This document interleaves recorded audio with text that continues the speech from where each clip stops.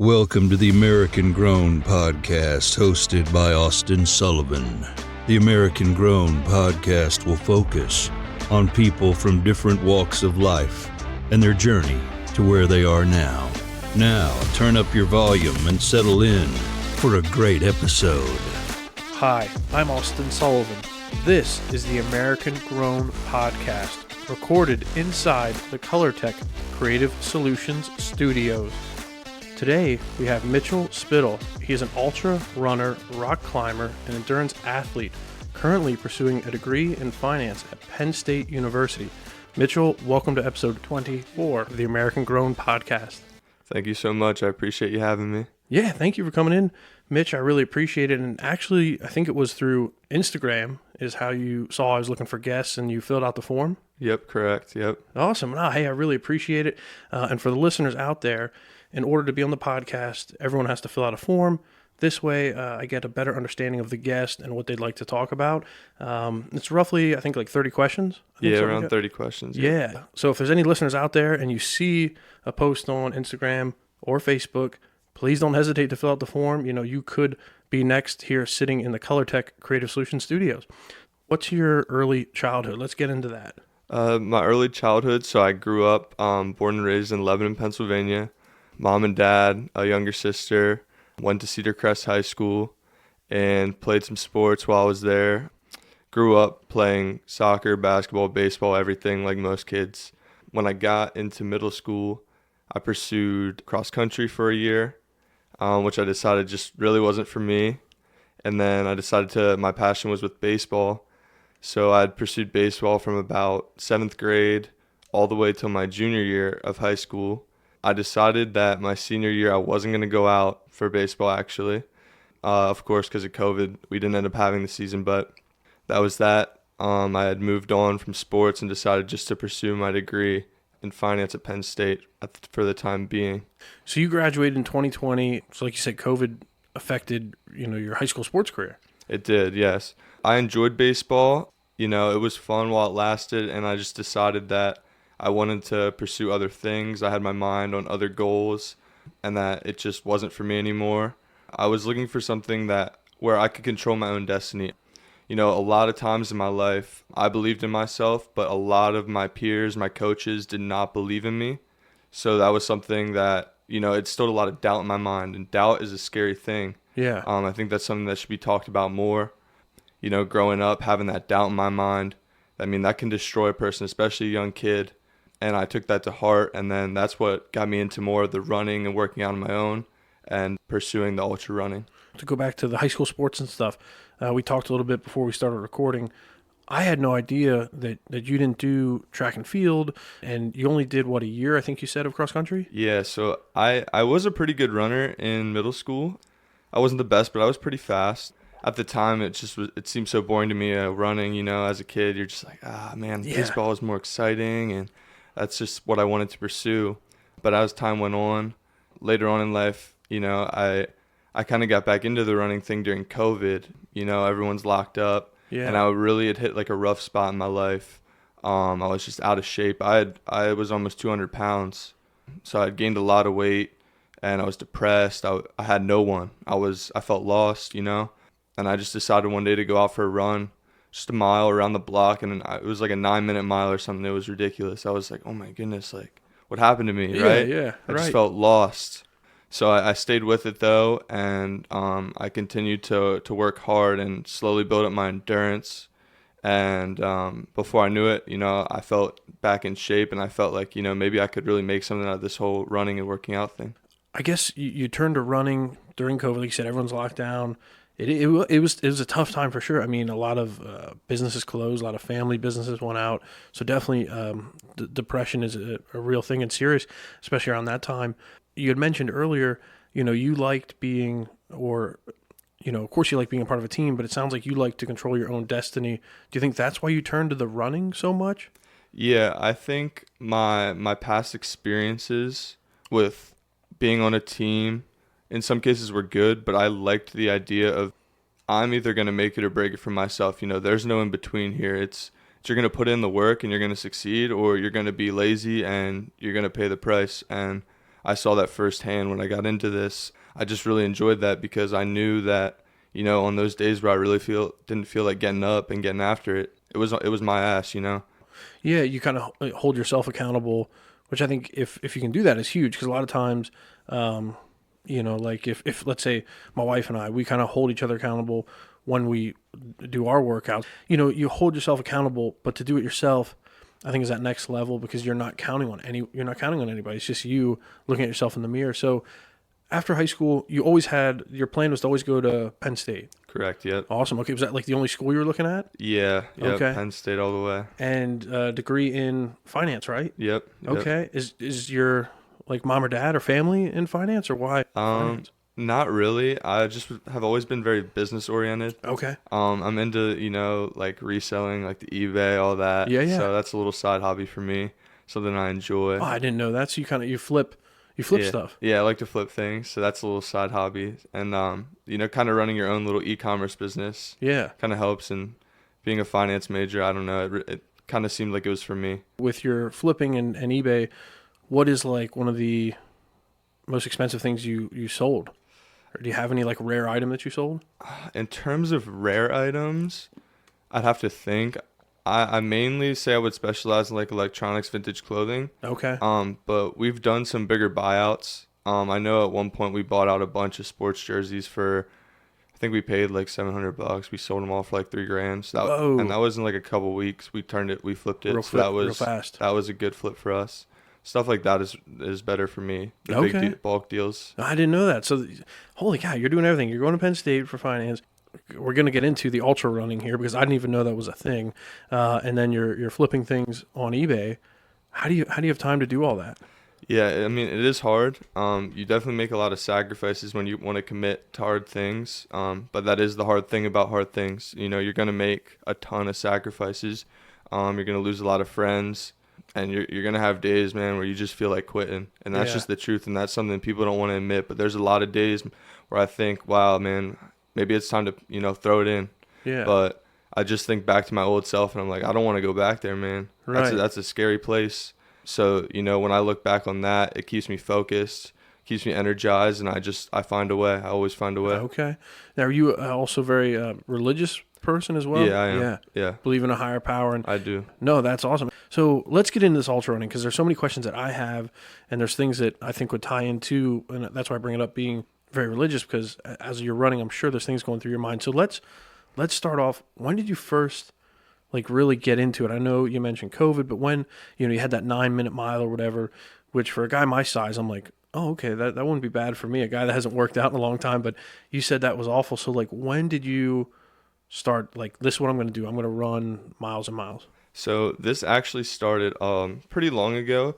Now the ultra running didn't start till I would say it's going to be going on 2 years. But my first goal really was just to get in shape.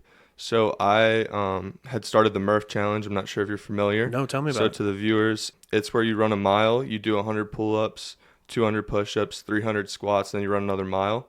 Wow. And so my goal was just like, I'm going to hammer this out for a month. Yeah. I was really inspired by Michael Murphy, who was a Navy SEAL who had passed away overseas. Okay.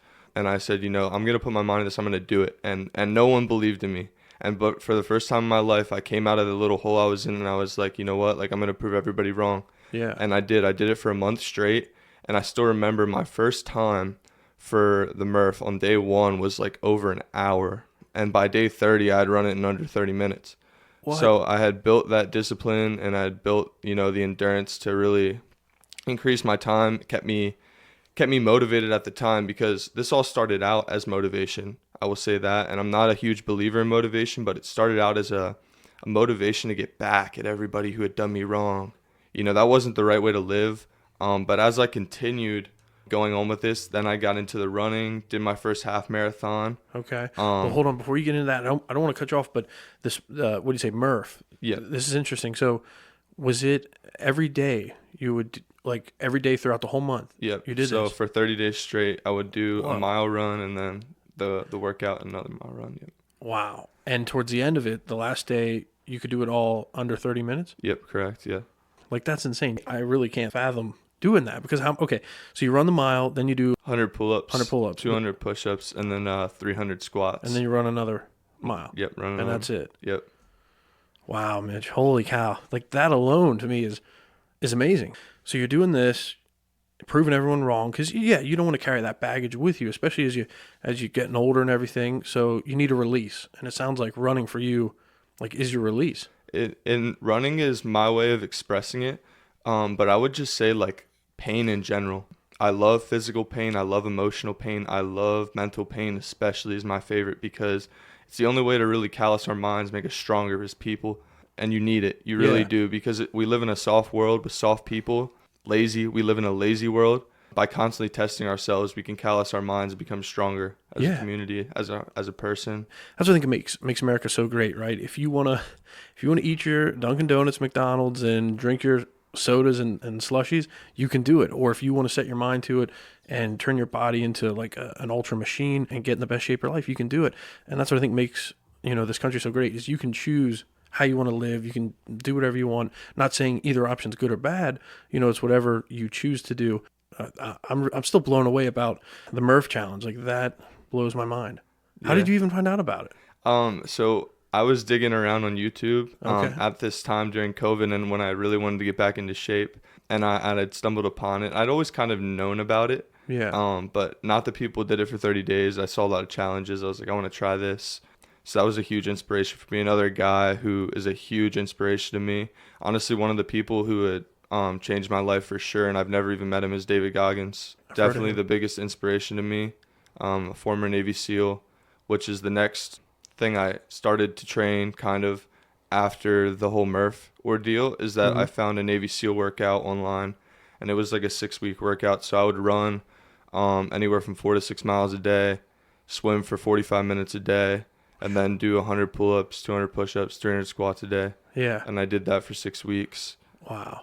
So while you're doing this, do you listen to music, or you just kind of block everything out? I don't believe in the whole music thing. Really?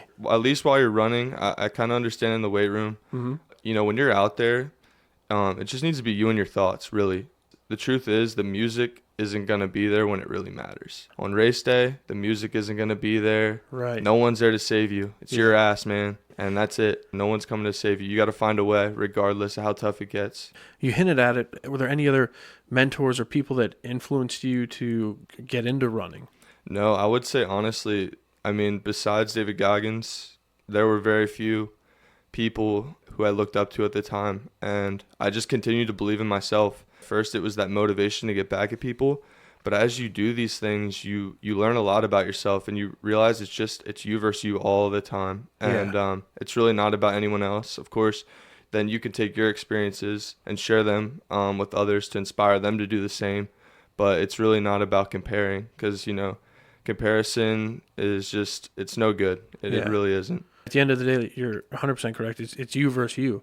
It's bettering yourself each day. So for all the listeners out there, because I'm sure people are wondering, how old are you? I'm 20 years old currently. Okay, 20 years old. Let's get height and weight, because I'm sure people are wondering. So I'm 5'7", 160 right now. All right, so that's for all the listeners out there, because as we get into this ultra running especially, I think a lot of people are going to be mind blown, especially if you didn't know about it like I didn't, and some of the things you put your body through. What training did you have to endure to become an ultra runner? Okay, so a lot of different training. So the things that led up to this, because the first ultra marathon I did was a 50K, which is 31 miles. I had ran a half marathon, and then I did the Philly marathon, which I did with a good buddy of mine, Lance Haynes. I saw it on social media. Yeah. So we did that for the Jet Foundation. We raised about, I think it was $12,000 for the Jet awesome. Foundation for Levi. Yes. I decided, okay, it's time to go big. I really want to get into this ultra thing. I really trained hard. At the time of the 50K, I was probably putting in around 50 to 60 miles a week, I would say. So the training for that wasn't as crazy as some of the other races I've done, but that was the start. A lot of off-road trail, a lot of elevation for that kind of stuff, because the first 50K was down in the New River Gorge in West Virginia. That was the first one. That was called the Cabin Fever 50K. In February, I did that of last year, I believe, or this year actually. I placed, I want to say 20th overall and top 10 in my age group for that one. Wow. So that was my first one. So I was very confident, very happy with that. And let's go to that race in particular. All right, I was a thrower. I did track and field, so of course I know it's just the oval. You're just running around. But you're saying terrain. Like, are you climbing over like rocks, mountains, through trees, swamps? Like, what's it like out there? Oh, this is like the mountains, man. Really? So for this one, Paint a picture for us.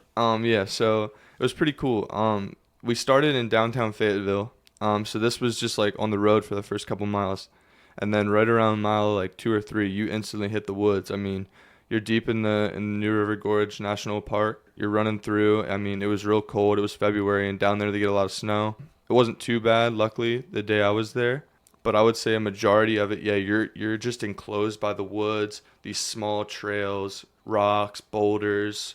I know at one point, around mile 20 was our big climb. So it was about a mile and a half of distance, but you had to climb about 2,000 feet in elevation over that mile and a half. Yeah. So you're hiking up these boulders. I mean, you could barely run. Like, you're struggling. It was a huge climb. But that was one of the cooler parts of the course. Then towards the end, you finish back towards Fayetteville. Okay. So at some points, you're literally, sounds like almost crawling on all fours to get up that elevation. Some of the climbs were super steep. Holy cow! I don't know why I thought this was just kind of like running along a highway or a road. Like It can be. So some of them I've done are more like on the road based, but then some of it is like in the mountains. Wow. Yeah.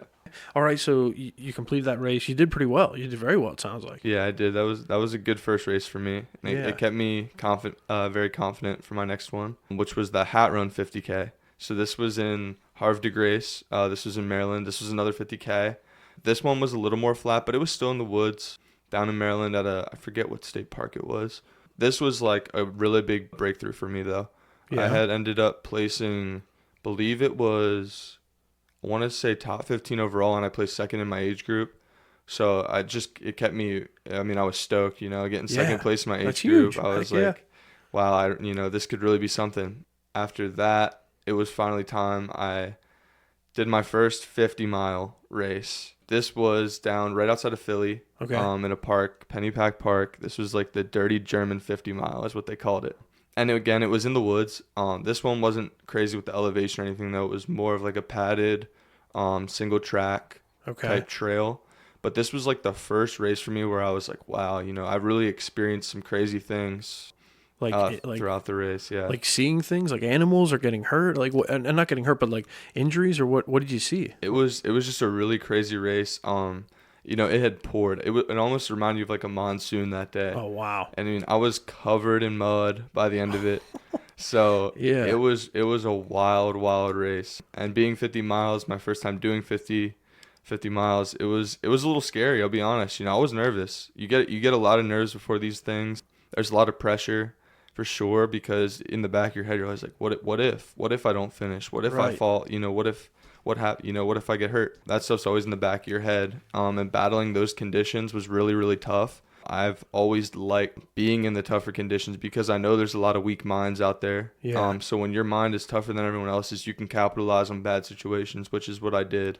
All right, so let's start like the morning of for this 50-mile race. What are you eating? Do you eat like bacon and eggs? Do you eat steak and eggs? What do you eat? Yeah, so you got to be careful.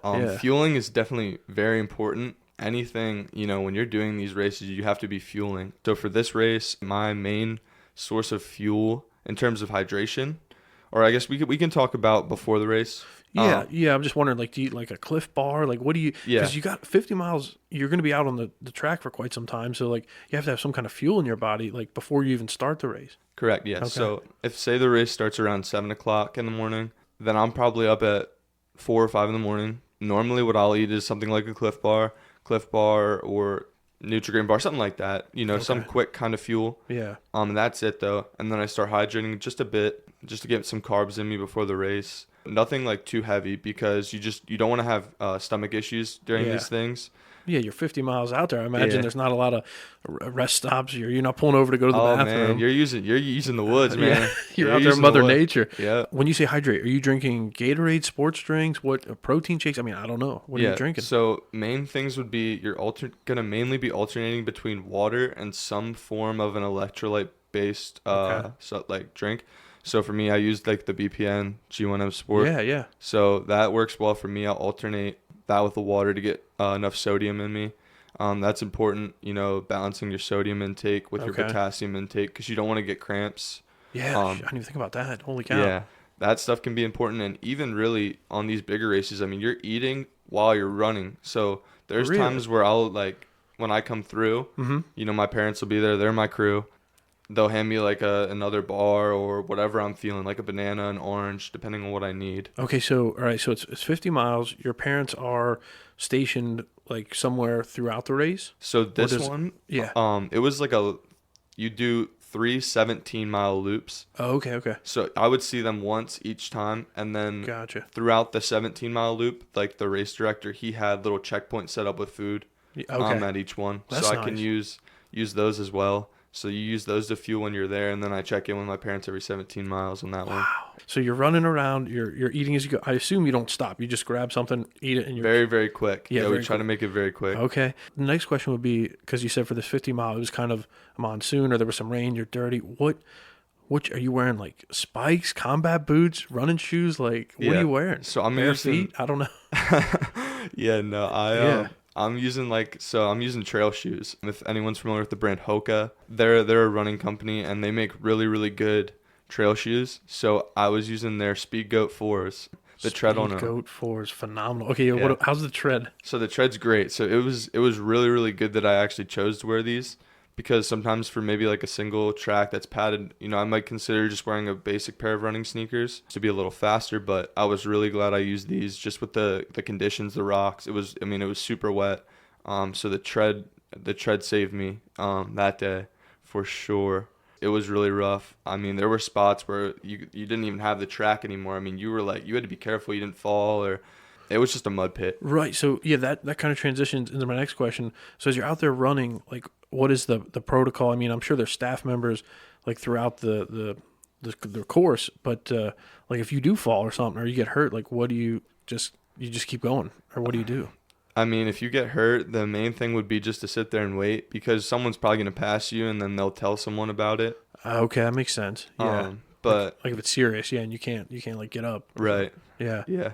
Wow. But you battle a lot. You don't feel 100% throughout these whole 50 miles because, the thing, I mean, this 50 miler took me just over 9 hours. You're out there for a while. You got a lot to think about.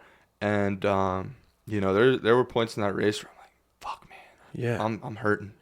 I'm done. Like, and a lot of people will say, oh, you get these motivational guys on Instagram. They think, they're hot shit. Right. Yeah. And it's, oh, I never think about quitting. Quitting never crosses their mind, right? Yeah. But, for me, there's a lot of times I think about quitting when I'm out there, man. Yeah. It gets hard out there.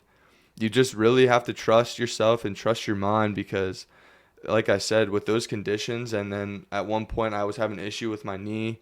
I just got a little tripped up. Mm-hmm. I actually fell once that race too. I slipped on a rock, cut myself open a bit. Whoa. So there's mental things like that where it just kind of messes with you, but you find ways to push through. And again, you're setting me up perfectly, because I don't want to get into the big race you just did, but let me ask you this, because you said about mentally while you're out there running. What are you thinking about? Like you said, you can't have music, so you're going 9 hours, 17 hours, 20 hours, whatever it is. Like, what are you thinking about? Yeah, so a lot of the times it's really about just like shutting off your brain and just put your head down and run, man. There are times where it's nice. You at some points in the race, you really have to take in the beauty of what you're experiencing. And that goes for the course itself, because you do see a lot of cool things on these courses, but also like I said, I mean, pain is beautiful. Pain is what makes all of us better. You really have to embrace it. I know everyone has their beliefs with everything, but when you do these things, you feel like you're in touch with something much, much greater than you could ever be. And there was a really good quote, that I'd read from another ultra runner, and he said, if you want to push yourself, run a mile. If you want to experience a different life, run a marathon. But, if you want to talk to God, go out and run 100 miles. Go out and run 50 miles, because you will. Yeah. You will experience the craziest things. Right. That you just can't explain. I mean, I can only imagine. I've never even attempted what you're doing, and you're succeeding at really well. I definitely agree. You have to shut off your mind, but so you're running, you have to be thinking of of something? Like, do you think, okay, if I get to the next checkpoint or next rest stop, that's good? Or is it more like, do you tell yourself a story like you're being chased and you're running from something? Like, what do you think it is? Or is it just like you're just empty, just running? I think you made a really good point with the mental thing. There are definitely a lot of mental rewards throughout this. The mental rewards are huge for ultra running, and I think any ultra runner would tell you that. Just knowing when you hit an aid station, maybe at, say, you're like 3 miles in, the next aid station's 4 miles away. Yeah. You're like, you might be 2 miles into that next thing, and you're like, I'm only 2 miles away from this next aid station. Then I get to eat some food, refuel. Right. I'll feel good.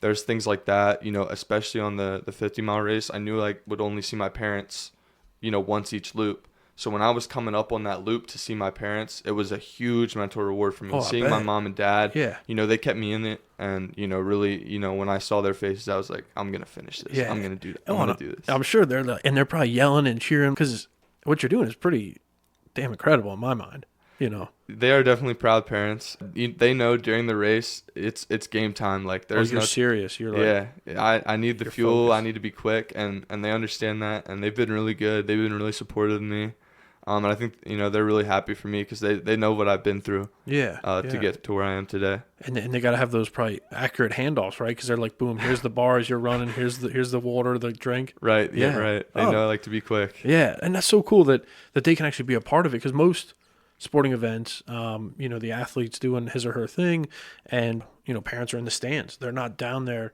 What they're doing is literally without them. Not that you couldn't do it, but it would be harder. Oh my God, yeah. Yeah. No, having a crew is the most amazing thing. They've been so supportive. You can't do this stuff efficiently without a really good crew. Yeah. And like I said, I mean, they're part of the reason I place so high at some of these things because without them, it's going to be a lot harder to get the fuel I need and the support. Last question before we jump into the big race that you just did. Your parents, were either of them, and maybe I asked you this, I don't remember, were either of them runners?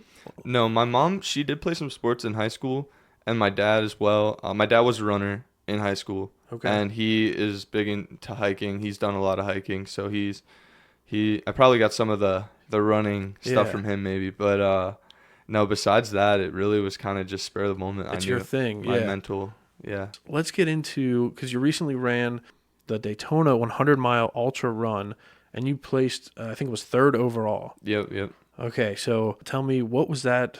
How'd you find out about it? How'd you get into it? Just kind of give us the lowdown on what this is all about. This was by far the biggest race I've done, the Daytona 100. After my 6-hour race, we didn't talk about that, but basically I ran for 6 hours straight. And I decided that after this, I was like, okay, I want to do 100 miles. I really want to do an 100-miler before the new year, before I'm 21, all that. So I was looking for races, and I was looking for something that was flat terrain, but would still push me for my first one. I stumbled across this one, and it just seemed like the perfect fit. Florida, I knew it was going to be a little warm, flat road, run along the highway, straight shot. Like, this just seemed like my game. Yeah. And I signed up for it, and then I got right into training. You want to challenge yourself. 100 miles, and again, so you've been training, so we kind of covered that. You've been doing the 50-mile, and you said you did a 6-hour. Yeah, I ran for 6 hours straight. It was a 1-mile loop, and it was 300 feet of elevation gain per loop. So I just ran up a mountain and down it for 6 hours. And where was that? That was in New Jersey. New Jersey, okay. You're mentally tough. You're mentally there because you just did 6 hours of just a mile loop. Okay, so you got that. And now you're like, I'm going to challenge myself. 100 miles, Florida, I mean, great weather, like you said. As you're out there, what's that experience like? And I see you have your shirt on. So do you have like a certain singlet or something you wear while you run too? I'm a no shirt guy. Okay. If the weather's nice enough, Yeah. I prefer. I just feel free. No shirt, my short shorts. Yeah. Gotta. And I didn't mean to cut you off, but do you have like one of those water bottles? Do you have water on you, like a? Yeah. So I wear one of the ones you would almost like kind of strap it into your hand, and No way. you just hold it with your hand. Oh yeah. Okay. Like a bottle strapped in. Okay. Right. Take a picture. Right. Okay. And then we'd have 2 of them. So me and my parents would be swapping out each time we'd see each other. But yeah, I can kind of break down the race just for mile 1. Yeah. That sounds good. So it's, it was early. It was, I think I'd gotten to the starting point at Jacksonville Beach around 5 in the morning, and a lot of thoughts going through my head. Super nervous. Super nervous, I will admit. I just kind of wanted to take it all in, though. Why do you think you were nervous? You think about the distance a lot, and you're like, 100 Yeah. miles. I'm really about to do this. Okay. And I've been saying I'm going to do this. I'm going to do it. But then you really reinforce it. I'm going to run 100 miles today. Yeah. And, you toe that line, going off at 6 o'clock, and that's what started it. And we first 7 miles, I believe, was just like a loop up and back to where the starting point was. Then we headed south. You're going through all these towns. You're seeing beautiful things. Yeah. Those first 20 miles are great, man. You're like, you feel great. You see a lot of stuff. You're feel loose. good. You're probably nice and loose. Everything's flowing. Right. Okay. Gets to around, I think it was mile 20s, late 20s, early 30s. Sun came out, and man, there was nowhere to hide. Oof. It's like, surprise, bitch. Yeah. Sun. Yeah. Right? Oh, it's beating burning down on you. Yeah. 80-some degrees, humid. Felt like I got thrown into an oven. Yeah. So, now at this point, I'm about 4 hours in, maybe. Okay. And I'm like, shit, man, it's hot. I knew it was going to be warm. Right. But it's hot. Sweat's pouring, probably. Yeah, there was one point in that little stretch there. I had gotten some fluids in me, and I kind of like overestimated how far away the next aid station was. So I didn't grab as much water as I probably should have. Yeah. Slugged it down. I was still 6 miles away from seeing my parents again. I had no water. Whoa. And it was hot. And I was thinking, man, I'm screwed. If I don't find someone to give me some water, it's over. I got so lucky. I actually stumbled upon another crew car, and they gave me some water. Wow. So it saved my race for sure.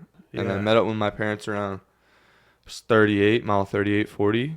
At that point, we were headed across a bridge, and I forget, it might have been going into St. Augustine. And then I had hit another checkpoint.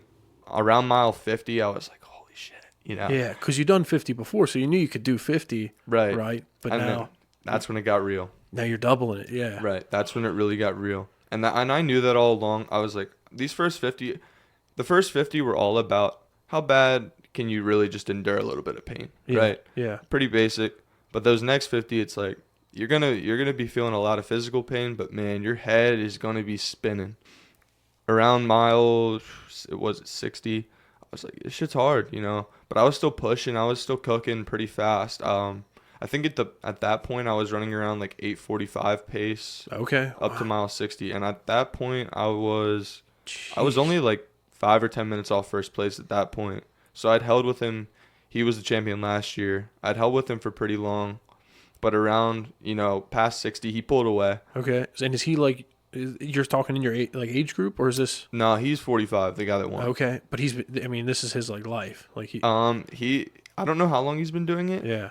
He's a good dude, though. He was a really good dude. We talked a lot, and a really good dude. I'm really happy that he won. Okay. Happy for him. So as you're running, you can see him in front of you for some time, but then you said like mile 60, he just took off kind of? Yeah, he took off. He kept steady, yeah. And I needed to stop a little bit more because, like I said, we're stopping to fuel, right, and all of this. And it's your first time doing 100, so you don't want to go balls to the wall, and all of a sudden you're like tap out. Yeah, exactly. You want to finish, right. Okay. Because mile 80 is where it got real, man. That's where I was like, wow. Tell me about it, because one of my questions is, as you're out doing these races, how do you get through? We talked about like mentally what you do, but how do you physically deal with and get through some of this pain? So mile 80, you're like, wow, I'm getting whooped. Mile 80 was when it just got really physically tough. You're right. And the thing is, you can combat that physical hard by being mentally harder. And that is really what I try to do. When things get physically hard, I'm mentally harder. There were a lot of times my legs, my hip flexors were shot. It felt like someone took knives and just stuck them into the side of my legs. Jeez. You got 20 miles still to go. I had 20 miles to go. It's about to get dark, which honestly wasn't the worst thing for me because it was hot all day. Yeah. So I was like, it's fine. It's about to cool down. Yeah, I'm about to get some of my, speed back. This will be good. And it was. I fought through it. But yeah, you deal with a lot. You deal with foot pain, ankle pain, knees, hip flexors, all of it. Because at that point, you're over 10 hours in or whatever it is, and wow. You're feeling the effects of 80 miles on your feet. Yeah. Keep going, because I want to hear the whole story, and then because I want to ask, like, how do you take care of your body afterwards? Because imagine you might have blisters on your feet. Like you said, your legs are probably shot. So anyway, so you're 80 miles in. let's go over like the last 20, and then you finish the race. So let's hear about that. Yeah, so 80 miles in, I'm about to hit Daytona Beach. So Daytona Beach was, I think, like from mile 82 to 87. And, we talked about those mental rewards. That was like a huge mental reward for me. I was like, once I hit Daytona Beach, this is going to be good.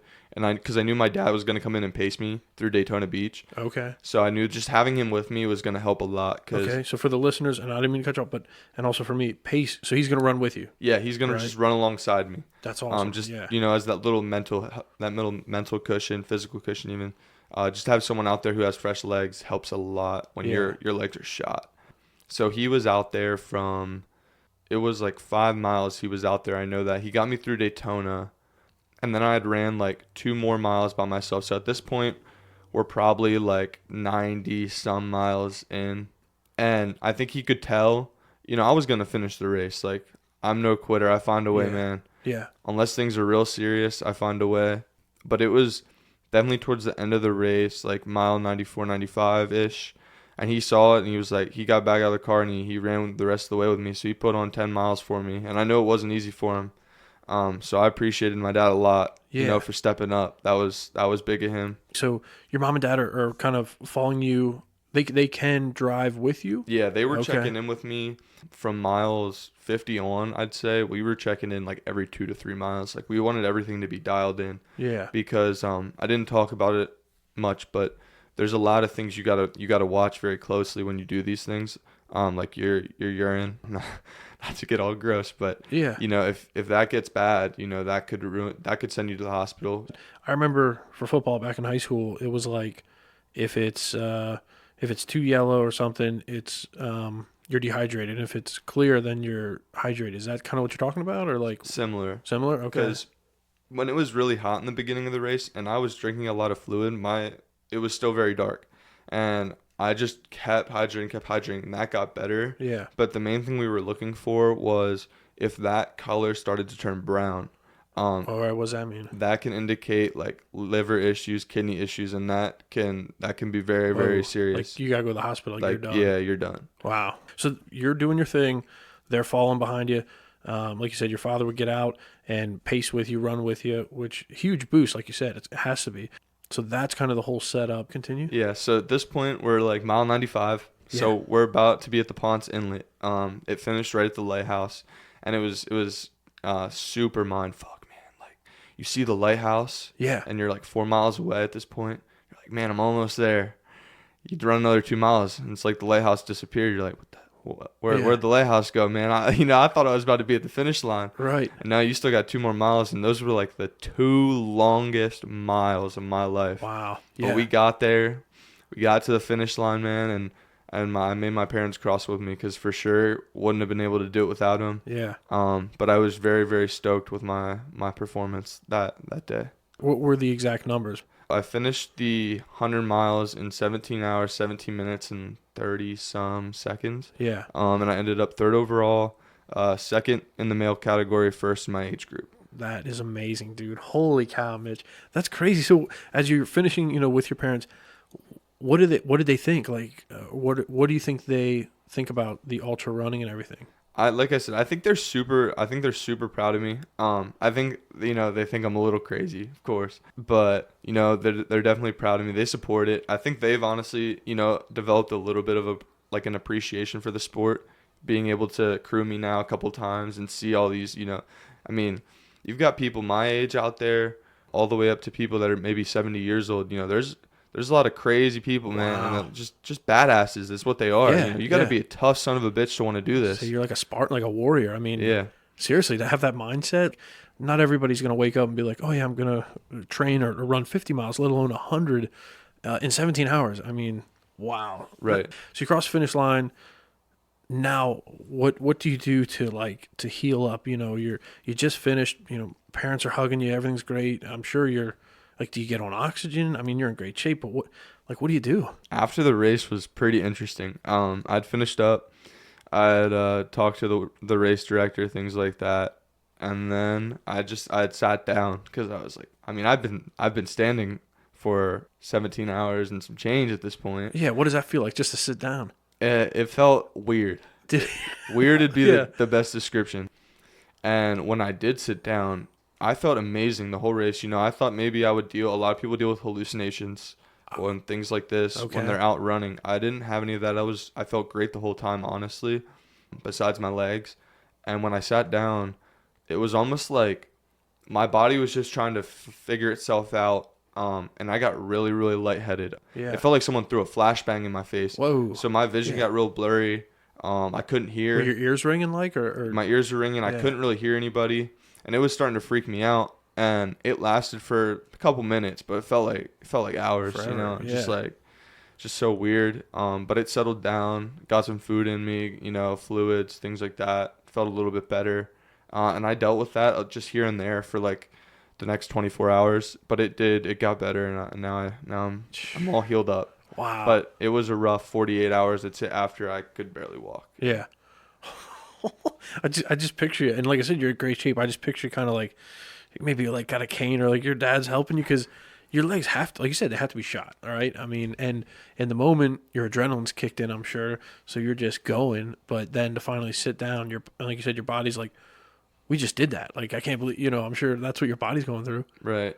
Dude, yeah. Wow. So how do you, and that was your most recent one, and that was just what, last weekend? Yeah, this was December the 3rd. Okay, December 3rd. So how do you balance college life and what must be vigorous training? Like, how do you balance it? It's tough. It's about choosing your hard, losing a lot of friends, losing a lot of relationships, losing a lot of opportunities in other places. Really, my life revolves around the online business, my working out, my education, and the select few group of friends I have that have supported me and treated me like family. Yeah. But outside of that, that's what I do, And let me ask you this, are you at main campus? Or? I am, yes. Okay, Yep. so and you're living up there. So what's the daily routine like? Typical day for the 100-mile training would look something like a wake-up time of about 4 or 5 in the morning. That would consist of like a small calisthenics and dumbbell-based workout in the morning. At that point, I'd go to class for a couple hours, come back, and I have about like a 2-hour gap. So then I go out for my first run. That'd be like a 6 to 8 mile run. And then I'd come back and do a couple more hours of classes. And then right when I get back from those classes, I do another session of like 4 to 8 miles. And then after that, I'd come home, make a dinner, and then try to hit another workout before bed that evening. That'd be like a weekday. Okay. Weekends, like a Saturday, would be for long runs, which is where I had to make a ton of sacrifices. Because, it's Penn State. There's a lot of parties. There's a lot of things to do. I was going to say, yeah. I mean, it sounds like you don't have a lot of time to be partying. No, you definitely have to balance your social life and things. I still like to go out occasionally when I earn it. But most weekends, it was, sacrifice the parties, like none of that. Or even like on the Saturday mornings is when I'd like to do my long run. So if it was like, hey, you got to wake up and run 20 miles, Saturday morning. And it sucked because, you got the big noon game going on at Penn State. Right. I'm out there with my little pack on, no shirt, in my shorts, running around. They're like, this guy's fucking nuts. Right. Who's and this they're guy? all drinking beer and having a good time. Right. And I'm running around campus through all these. And Eating it's subs, nuts. hot dogs, burgers. So you hold yourself to that. Like, Right. you're not going to go out and party unless you, I don't know, run a certain amount of miles in a certain amount of time. Gotta earn it, man. You You gotta earn it, dude. That's awesome mindset. Holy shit! Like, wow. Because especially in college, I mean, like you said, there's so many opportunities just to go out and party and pack on the pounds, and you know what I mean, Right. and waste it. So tell me a little bit about that. Like, how do you earn it? How do you earn it? So for me, earning it would be like, and honestly, I didn't really follow a specific structured training. I had an idea of what I wanted to run each week. Yeah. And my total miles ended up being anywhere from about 75 to 100 a week. Okay. With some biking or weightlifting in there as well. But, if I missed a run one day, which happened twice throughout training, I ain't doing shit. You're not. I'm going to partying, sit no. in my room and I'm going to contemplate on that. Is what I'm going to do. I'm going to think about that for a long time. Okay. Because I don't let shit go. Yeah. So I got to make up for that. But most of the time I was pretty good with myself. A lot of one of the harder things is definitely you're burning so many calories. So food choices can be really, really tough sometimes, especially as a student. You're going to class all day. So when you're like literally starving, you're just like, man, like sometimes you just pick the quicker option, and it's not always the best choice because I try to eat as best as I can. But there were times where I definitely cheated in the food. Okay. For sure. Well, I think you can do that. I think that's all right every now and then. So where do you like to run, like up at State College? Just throughout campus, or is there a certain park you go to? Like, I'm a pretty bland guy, I'm just like, I do the same things over and over. I love the mental pain because, it's like, it's the torture of running that exact same loop or that exact same distance. And you get so sick of that, man. Yeah. You're just like, I'm going to keep fucking doing it. Yeah. I'm gonna keep doing it. I like it. So I had my little 6 mile distance I did. Okay. So every like that little gap, that 2 hour gap that I had most days, that was the 6 miler every day. Wow. Same loop, same loop. I'd run down, seeing the same people, down the probably. hill, back around the neighborhood, back up, see Beaver Stadium, come back. Okay. Every day. Wow. For some of the longer runs, it'd be mixed up. Like, when you're running 20 miles, sometimes you just kind of have to mix it up depending on if roads are blocked, things like that. But even some of, like, my 10-mile loops, exact same. Being up at Penn State, tons of people from all over the world. Have you found any other ultra runners like your age that you could be like, hey, let's go run, or you're just like a lone wolf? I haven't found anyone. I've seen some other runners out with, like, the pack, so that would maybe imply that they like to do long distance. But I am kind of I keep to myself, honestly. I know a lot of people like to work out with others or, train others or whatever, but I don't do a ton of that. I've worked out with like a select few people. Honestly, the only person who I think I can honestly say I've done a workout with in the past like 6 months in terms of running would be like my buddy Greg Munyon. Hollywood. Oh, Greg. Yeah, Greg Munyon. I know him. He's a bad man. Tough guy, tough kid. But he's a real good dude. He's a good dude. The story behind Hollywood for you, Mitch, and all the listeners out there, back when, maybe I was a junior at Cedar Crest, excuse me, for football. And, Hollywood was like, or Greg was, I don't know, he's middle school, I forget. And it was one of those football camps, for like the week. So all the juniors and seniors would come out, and I think even sophomores, and, train the kids, you'd be with the younger classmates coming up, and he had these long hair, and he might even been like in, I don't know, 4th or 5th, I forget, but long gold hair, and that's just how he looked. And that's what he was going for a quarterback, so he'd always be throwing the ball. So ever since then, Hollywood kind of stuck. But yeah, Greg is a good guy and hard work. I see him all of a sudden doing, I don't know if he's doing ultra running, but he's really getting ripped. Like, oh yeah, he just did his first marathon. Oh, okay. Yeah, he a really good time. I think it was like a sub 7:30 pace. I mean, he killed it. Wow. Killed it. Absolutely killed it. He's a tough son of a bitch. That's awesome. He's one of the only guys I'll work out with because I know he means business. Yeah. He's not messing around. No.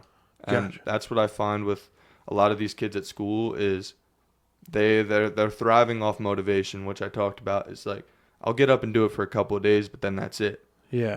I thrive off discipline.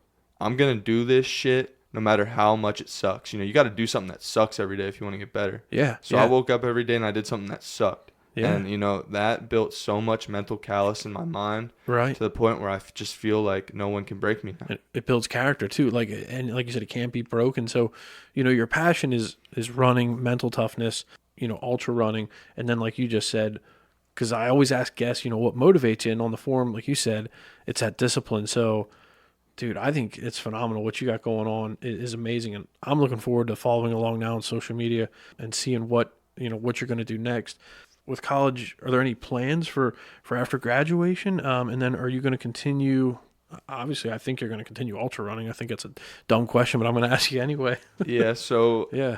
Post school, I'm looking to find some sort of job in the business field. Probably not around here. I'm not a huge fan of the area, honestly. Okay. Not a huge fan. Like, State College is nice. Don't want to live there. Looking to move either south or out west somewhere.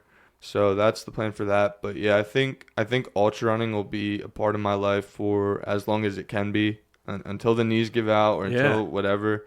It'll definitely be a part of my life because like a lot of people, they go out and do something and it's like, well, I ran the marathon, so that's it. I did over. it. It did it. I'm good enough. I now. completed but it. Yeah. That's you're never good enough. You always got to push.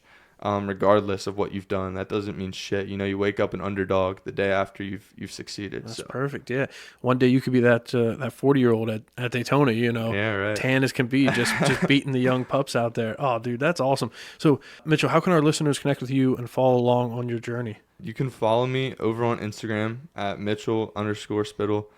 Besides that, don't do a ton with social media, honestly. Try to stay off it. Just not my thing. I see it as, if I spend as much time, thinking about what I'm going to post, or, I'm always, you got these people worried about posting. That's time I could be working out or, being better. So I try to just keep people updated with my race schedule. Sometimes I'll post my weekly miles, my Strava workouts. So you can see all that over on Instagram. Okay. I think this is just a thought. I'm going to throw it out there.